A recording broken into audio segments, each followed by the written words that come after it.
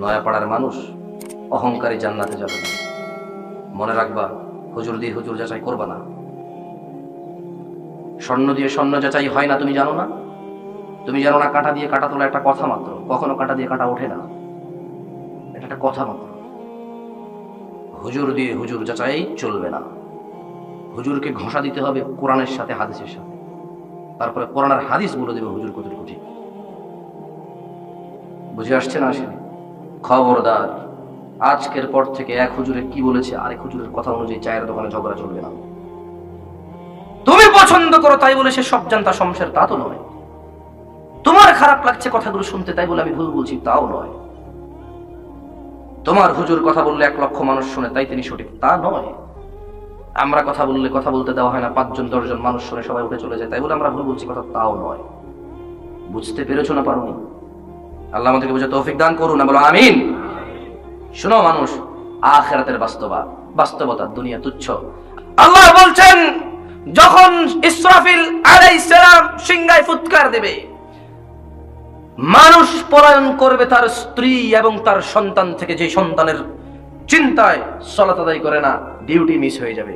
যে সন্তানের চিন্তায় সুদের উপরে টাকা নিয়ে ব্যবসা করে, যে সন্তানের চিন্তায় হারাম হালাল সব ভুলে গিয়েছে, রব বলছে সন্তান রে, সন্তান ওয়া সাহিবাতিহি ওয়া বানি, যেদিন কিয়ামত হবে তুই দেখবি তোর ছেলে আর তোর স্ত্রী তোকে দেখেই পালাচ্ছে। কেন? লিকুল্লি ইমরিইম মিনহুম ইয়াওমাইযিন শা'নু ইউগনি, সেদিন তাদের প্রত্যেকের হবে এমন গুরুতর অবস্থা যা প্রত্যেক মানুষকে সমান রূপে ব্যস্ত রাখবে।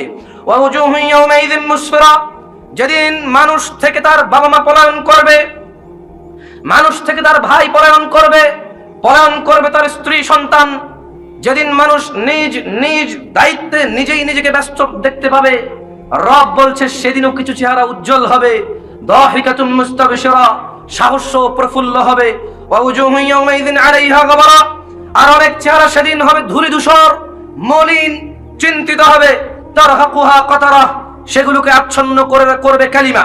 উলাইকা হুমুল কাফারাতুল ফাজারা, এরাই হচ্ছে কাফের পাপাচারী মানুষ। শোনো, ফাইযা জাআতিত তাম্মাতুল কুবরা, অতঃপর যখন মহা সংকট, সবচেয়ে বড় বিপদ উপস্থিত হবে, ইয়াউমা ইয়াতাযাক্কারুল ইনসানু মা সাআ, মানুষ যা করেছে তা সেদিন সে স্মরণ করবে। মানুষ শোনো, তোমার রব বলছে ফাইযা জাআতিত তাম্মাতুল কুবরা, যেদিন উপস্থিত হবে সবচেয়ে বড় বিপদ। মানুষ তার বিপদ দেখে ইয়াউমা ইয়াতাযাক্কারুল ইনসানু মা সাআ, মানুষ মনে করতে থাকবে মানুষ কি কি করেছে এই পৃথিবীতে। সালাত ত্যাগ করেছে সে মনে করবে, জিনা করেছে সে মনে করবে, জুয়া খেলেছে সে মনে করবে, মদ গাঁজা ইয়াবা নেশাদার দ্রব্য সেবন করেছে সে মনে করবে অহংকারের বলীভূত হয়ে অন্যের উপর অত্যাচার করেছে।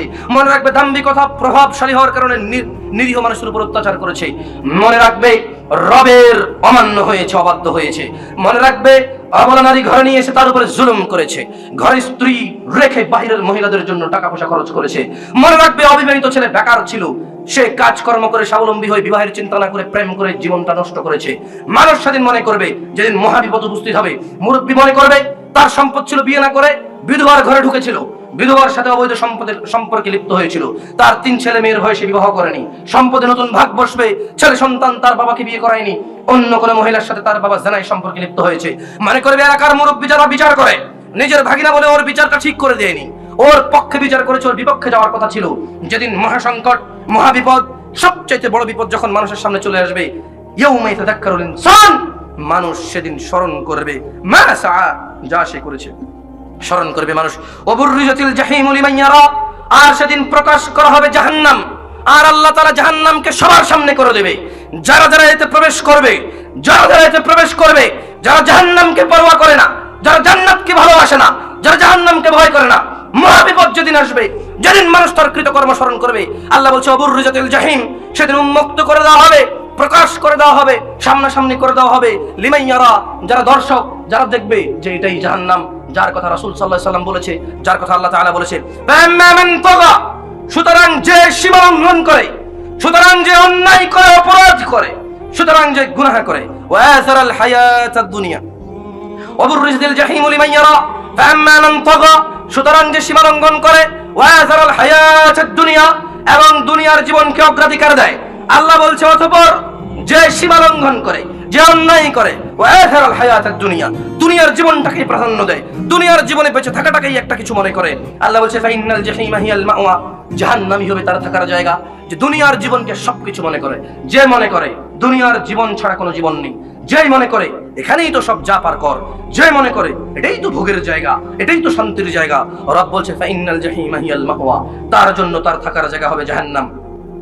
ওয়া আম্মা মান খাফা মাকাম রাব্বিহ, আর যে তার রবকে ভয় করে, ওয়া আম্মা মান খাফা মাকাম রাব্বিহ, আর যে তার রবের অবস্থানকে ভয় করে, যে সালাত আদায় করে, জিনা করে না, মদ খায় না, মিথ্যা কথা বলে না, সালাত কাজা করে না, সালাত ত্যাগ করে না, স্ত্রী সন্তানের উপর জুলুম করে না, বাবা মায়ের সাথে অন্যায় করে না, এলাকার মুরব্বীদের সাথে বেয়াদবি করে না, তার যা হক তা সে গ্রহণ করে, যা তার নয় তা সে বর্জন করে, যে রাসূল সাল্লাল্লাহু আলাইহি সাল্লামের কথা অনুযায়ী নিজের জীবন গড়ে, যে আল্লাহকে ভয় করে নিজের জীবন গড়ে। মানুষ শোনো, নয়াপাড়া রশিদপুরের মানুষ, তোমাকে বলছি, তোমার রব বলছে ওয়া আম্মা মান খাফা মাকাম রাব্বিহ, আর যে তার রবের অবস্থানকে ভয় করে, ওয়া নাহান নাফসা আনিল হাওয়া, এবং নিজের ইচ্ছা কুপ্রবৃত্তি থেকে নিজেকে বিরত রাখে। তার সামর্থ্য আছে একটা মহিলার সাথে জানা করার, সে করেনি। তার সামর্থ্য আছে মদ খাওয়ার, সে করেনি।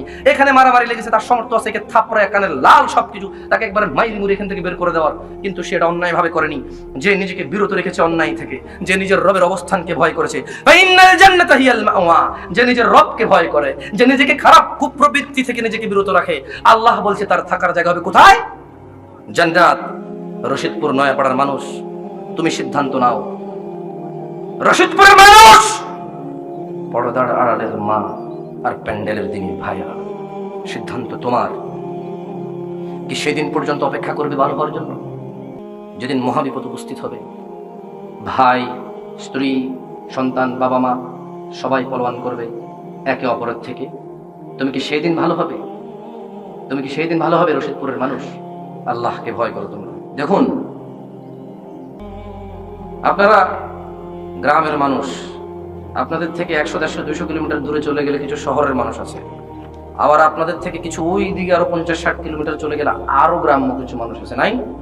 এই বাংলাদেশ ছেড়ে আফ্রিকা চলে গেলে বহু জঙ্গলি মানুষ আছে, নাই? এই বাংলাদেশ থেকে ইউরোপে চলে গেলে বহু মডার্ন মানুষ আছে, নাই? সব মানুষ আছে, কিন্তু প্রত্যেক মানুষ মরে যেতে হয়।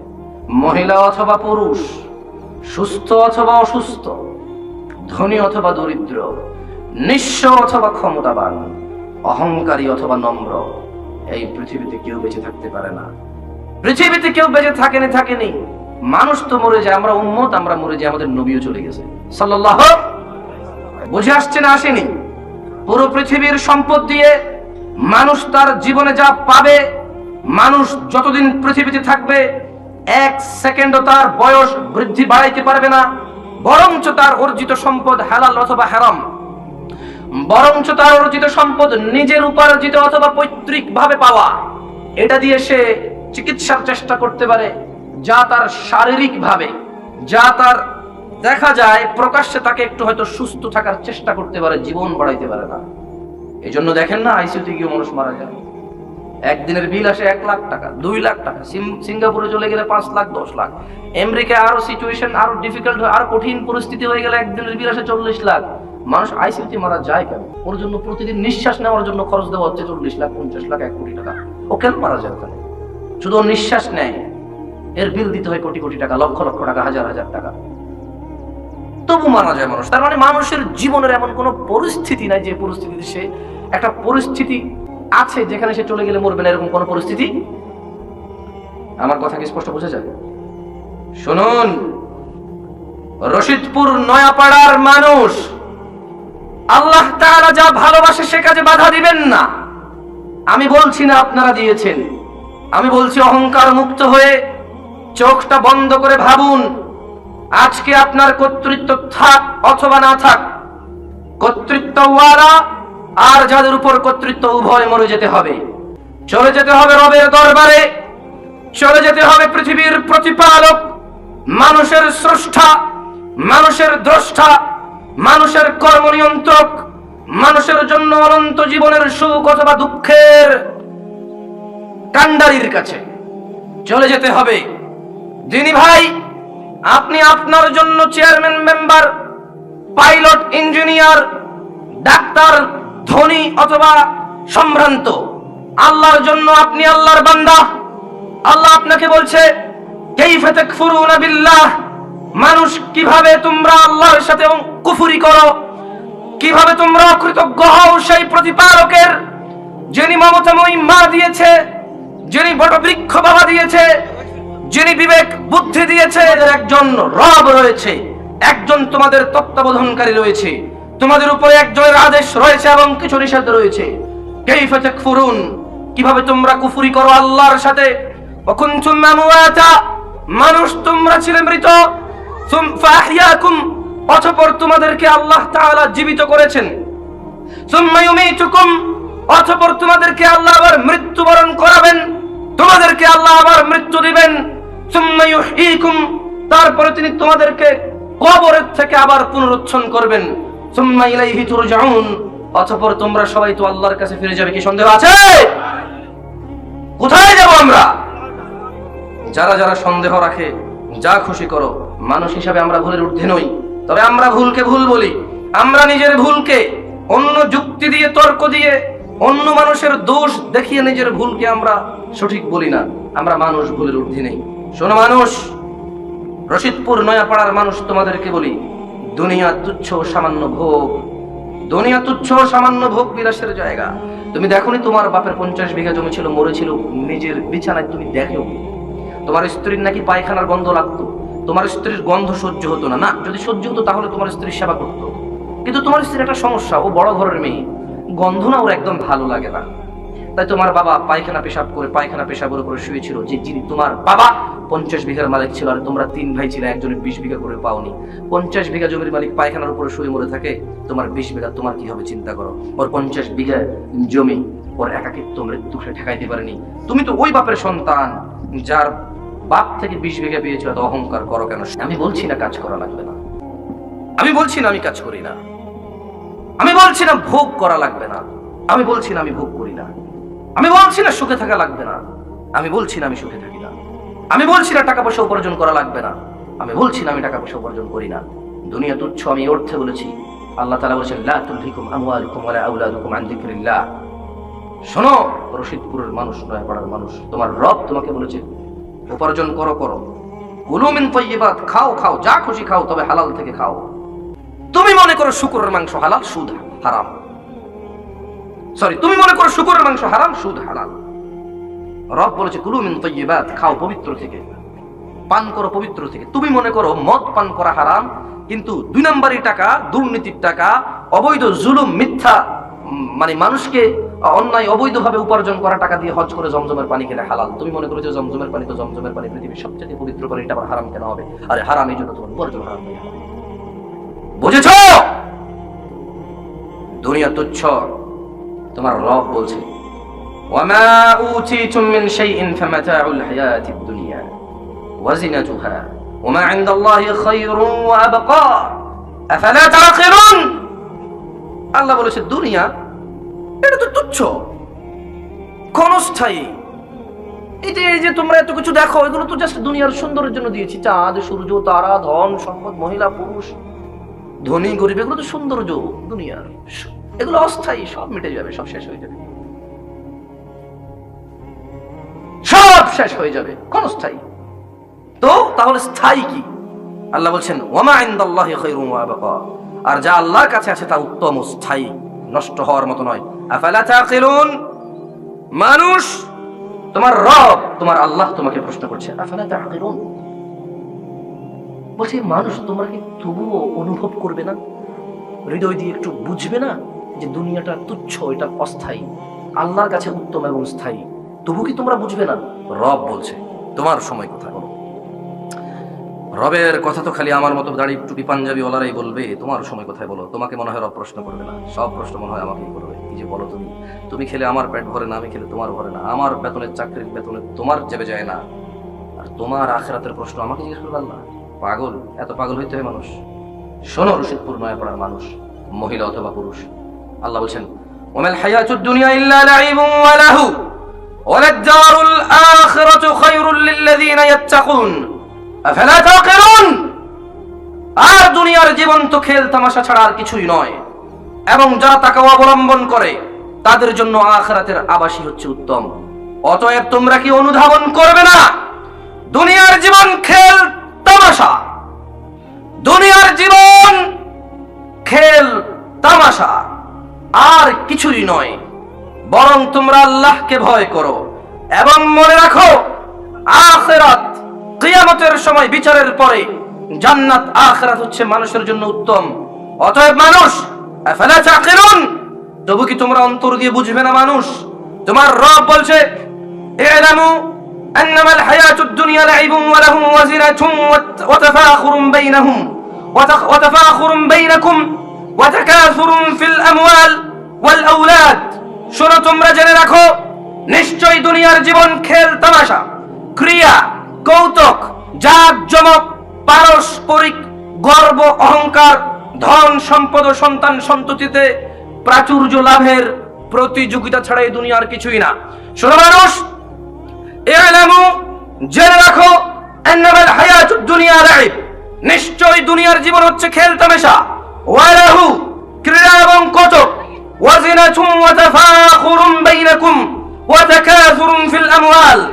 মানুষ, দুনিয়া খেল তামাশা, ক্রীড়া, কৌতুক, জাঁকজমক এবং একে অপরের গর্ব, অহংকার আর ছেলে সন্তান, ধন সম্পদের প্রতিযোগিতা ছাড়া কিছুই নয়।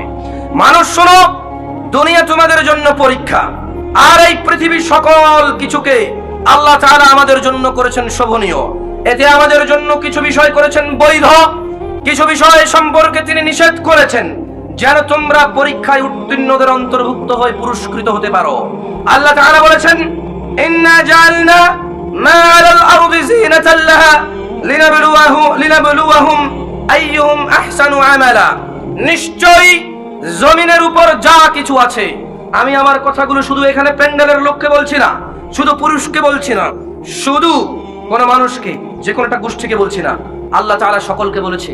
আমি এই রশিদপুর, নয়াপাড়া, পুরো বাংলাদেশ, সারা পৃথিবীর মানুষকে উদ্দেশ্য করে বলতে চাই, শোনো, নিশ্চয়ই জমিনের উপর যা কিছু আছে আল্লাহ তাআলা সেগুলোকে করেছে শোভা, সৌন্দর্য, ব্যাস, অন্য কিছু না। মানুষকে পরীক্ষা করার জন্য তিনি কিছু জিনিসকে হারাম নিষেধ করেছেন, কিছু জিনিসকে হালাল বৈধ করেছেন, কিছু জিনিস মানুষ না করলে মানুষের সমস্যা নেই, কিন্তু আল্লাহ তাআলা করতে বলেছে। এটা আল্লাহ তাআলা মানুষকে পরীক্ষা করে। কি করে? দিনটা তো এইভাবেই চলে গেছে, যে লোক নামাজ পড়েছে তারও চলে গেছে, যে লোক নামাজ পড়েনি তারও। তাহলে আল্লাহ নামাজ, এই যে নামাজ পড়েনি তার জন্য কিন্তু এখনো জোহরের সময় সে আটকায় যায় নাই। আমার পাসপোর্ট নাই ইমিগ্রেশন, কিন্তু আমি আটকায় গেছি, যার পাসপোর্ট আছে সে চলে গেছে। কিন্তু ওই যে জোহরের নামাজ যারা পড়ে নাই তাদের জন্য কিন্তু আসর অপেক্ষা করে নাই, চলে আসছে আসর। তার মানে যে লোক নামাজ পড়ছে অথবা নামাজ পড়ে নাই, দুজনের দিনই কি পার হয়ে গেছে। কিন্তু আল্লাহ এই দিনটা পার হওয়ার ক্ষেত্রে বলেছে, ঠিক আছে, তুমি জোহর পড়বা, আসর পড়বা, মাগরিব পড়বা, ইশা পড়বা, ফজর পড়বা। এটা আল্লাহ আদেশ করেছে পরীক্ষা করার জন্য, যে কে এটা পালন করে উত্তম আমাল করে পুরস্কৃত হবে। কার কাছে? আল্লাহর কাছে। শোনো মানুষ, তিনি তোমাদের জন্য হারাম এবং হালাল করেছেন এটা পরীক্ষা করার জন্য, যে তোমাদের মধ্যে কে কর্মে উত্তম। কারা কারা আল্লাহর কাছে ভালো কাজ করে কর্মে উত্তম হতে চাও? কারা কারা আল্লাহর কাছে ভালো কাজ করে কর্মে উত্তম হতে চাও? হাত তুলো বাবা, হাত নামাও। শোনো, বন্ধ করে দিতে হবে। আপনি কি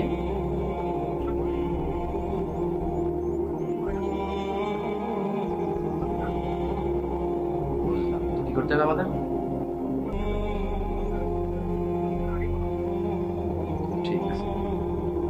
ঠিক আছে ইনশাআল্লাহ, আমরা শেষ করে দেবো ইনশাআল্লাহ। তোমরা ক্যামেরা বন্ধ করার দরকার নেই। না, আমি বন্ধ করে দিচ্ছি। 2 মিনিট কি কথা বলা যাবে না? ধরেন আমি ভাত খাইতে আছি, হাত তো ধুয়ে দিবেন। আমরা বলি, ইয়া আল্লাহ, তুমি মহান, এই পৃথিবীর কর্তৃত্ব তোমার। যারা উদ্দেশ্যপ্রবণ ভাবে তোমার কাছে বাধা দেয়, তুমি তাদেরকে, যা আমার আয়ত্তে নেই, যা আমার সাধ্যে নেই, তোমার প্রশংসা, তুমি এত দয়ালু তা তুমি আমাকে জিজ্ঞেস করবে না। তাই আমি নিজেকে এখনো শান্ত রাখতে পারি। যা আমার আয়ত্তে নেই, যা আমার উপরে নেই, যা আমার অধীনে নেই, তা সম্পর্কে তুমি আমাকে আগেই ক্ষমা করে দিয়েছো। তোমার প্রশংসা রব। পরিশেষে তোমাকে বলি, যারা অহংকারী, দাম্ভিক, তুমি তাদের দেখেনি। রব, আমি তোমাকে বললাম, তুমি জানো আমি কতটা নিরীহ, কতটা অসহায়। রব, তুমি জানো যারা তোমার বান্দারা আছে তারা কতটা অসহায়, কতটা নিরীহ। রব, তুমি আমাদের জন্য যথেষ্ট হও, আমাদের পক্ষ থেকে তুমি তাদের জন্য যথেষ্ট হও। ওয়া আখির দাওয়ানা আনিল হামদুলিল্লাহি রাব্বিল আলামিন ওয়াসসালামু আলাইকুম ওয়া রাহমাতুল্লাহি ওয়া বারাকাতুহু সুবহানাকা আল্লাহুম্মা ওয়া বিহামদিকা আশহাদু আন লা ইলাহা ইল্লা আনতা আস্তাগফিরুকা ওয়া আতুবু ইলাইক